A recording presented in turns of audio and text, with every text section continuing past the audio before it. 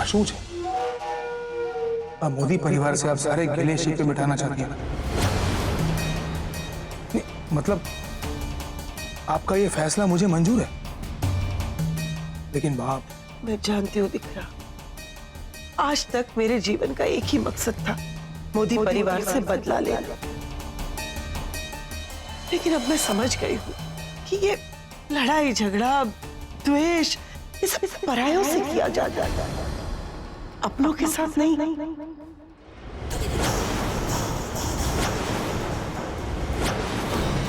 पर जब मोदी परिवार की बेटियां मेरे घर की बहू बन गई है और मेरा अपना बेटा और मेरा पोता दोनों उनसे इतना प्यार करते हैं, तो इतने सारे लोगों को तकलीफ देने का मुझे कोई अधिकार नहीं।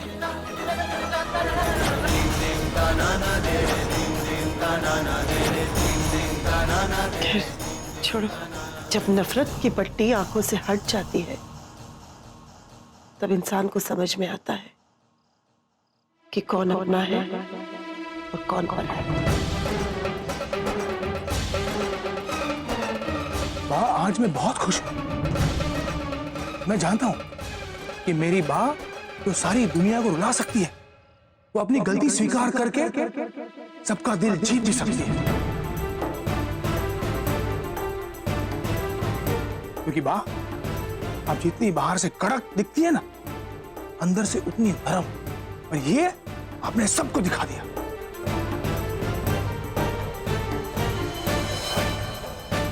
दिखावा करना तो कोई इनसे सीखे, जलेबी जैसी सीधी।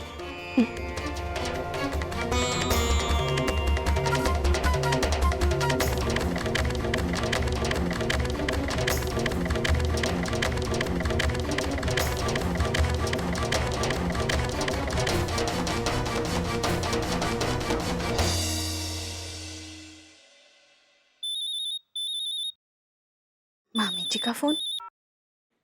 हेलो, कहाँ है तेरी सासू माँ? हाँ, कब से उसे फोन लगाने की कोशिश कर रही हूँ, पर वो फोन ही नहीं उठा रही है।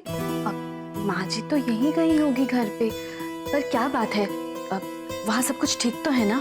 अरे गौरा महारानी के होते हुए यहाँ कुछ ठीक हो सकता है भला? यहाँ उसने अपने नाटक का दूसरा अध्याय शुरू कर दिया है। दूसरा अध्याय मतलब क्या क्या उसने? अरे आंखों से गंगा जमुना बहाकर ऐसे जता रही है जैसे उसे बहुत पछतावा हो रहा है, और वो मोदी परिवार और वेवान जी से कोई बदला नहीं लेना चाहती। क्या? ये खुद गौरा ने कहा? हाँ, और नाटक है, सब नाटक। मैं अच्छी तरह जानती हूँ, रग रग से वाकिफ हूँ मैं। इसीलिए ना मैं उसके झांसे में आऊंगी और ना अपनी मीरा और विद्या को आने दूंगी।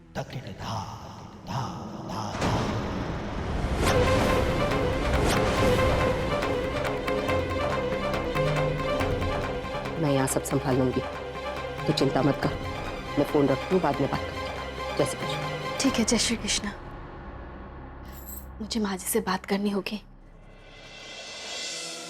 तुम्हें अभी भी मेरी बातों पे कोई विश्वास नहीं हो रहा है ना? 1% भी नहीं। लेकिन जब मेरी माँ खुद कह रही है फिर भी नहीं। 1 मिनट धर्म, अगर मैं इनकी जगह होती तो मैं भी यही कहती। इनके मन में शंका मैंने पैदा की है, तो उसका समाधान भी मैं ही करूंगी। मैं जानती हूं कि मैंने विद्या और मीरा को बहुत परेशान किया है, बहुत तकलीफ दी है उन दोनों को, और वो भी इसलिए क्योंकि मैं कोकिला से बदला लेना चाहती थी। सच कहती हूं मैं, विद्या और मीरा के पवित्र प्रेम ने न सिर्फ मेरे बदले की आग को ठंडा किया है, बल्कि मुझे नए सिरे से जिंदगी जीने की प्रेरणा भी दी है।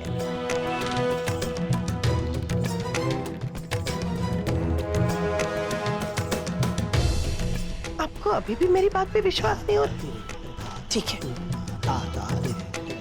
अब चलिए मेरे साथ। आज मैं आपके हर सवालों का जवाब दे के ही रहूंगी। जी सविता बेन, बस कुछ ही देर में हम निकलने वाले हैं। देर, पेड़ नहीं, देर। हे कृष्ण भगवान, ये सविता बेन और उनके काम। माँ जी, मामी जी का फोन आया था, वो आपसे बहुत जरूरी बात करना चाहती हैं। अभी अभी ऐसा क्या हुआ होगा वहां? हाथ छोड़िए मेरा। अरे कहाँ लेकर जा रही है आप? छोड़ो मेरा हाथ। कहाँ ले जा रही है आप मुझे? छोड़ो, मैं कहती हूँ छोड़ो मेरा हाथ, छोड़ो।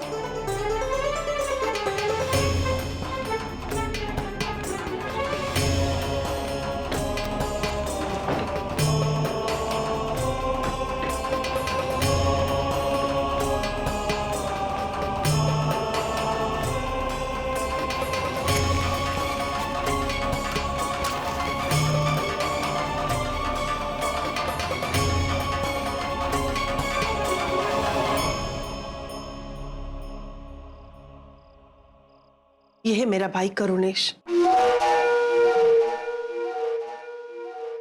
और यही है वो वजह जिससे मैं मोदी परिवार को बर्बाद करना चाहती थी।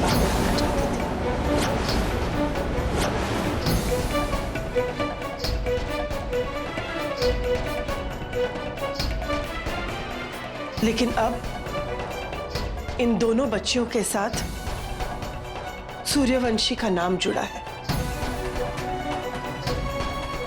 नफरत और प्रतिशोध की ज्वाला की वजह से मैंने यह तय किया था कि मैं करुणेश की अस्थियों का विसर्जन तभी करूंगी जब मेरा बदला पूरा हो जाए। लेकिन आज मैं तुम सब के सामने कहना चाहती हूं कि करुणेश की अस्थियों का विसर्जन करने का समय आ गया है।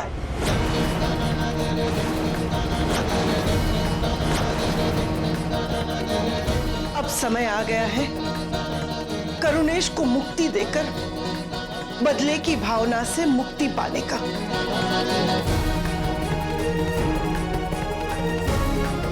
धर्म, करुणेश की अस्थियों को गंगा जी में विसर्जन करने की तैयारी करो।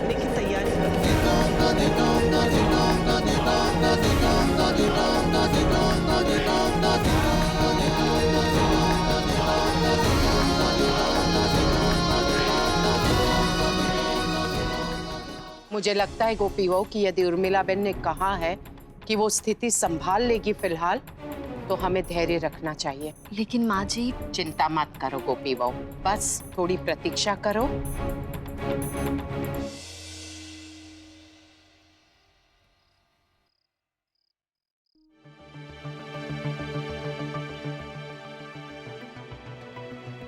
चाय?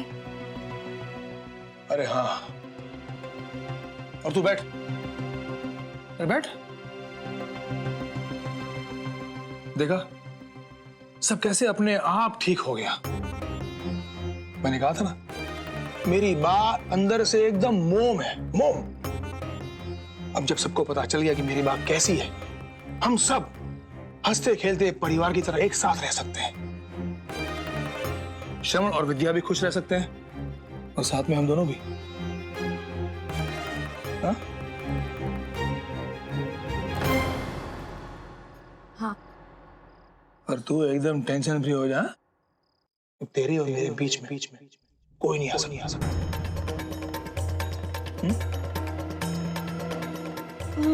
मैं अभी आती हूँ।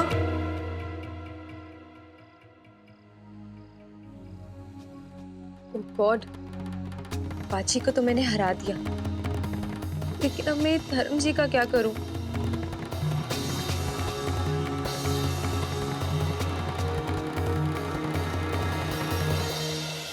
साथ निभाना साथिया।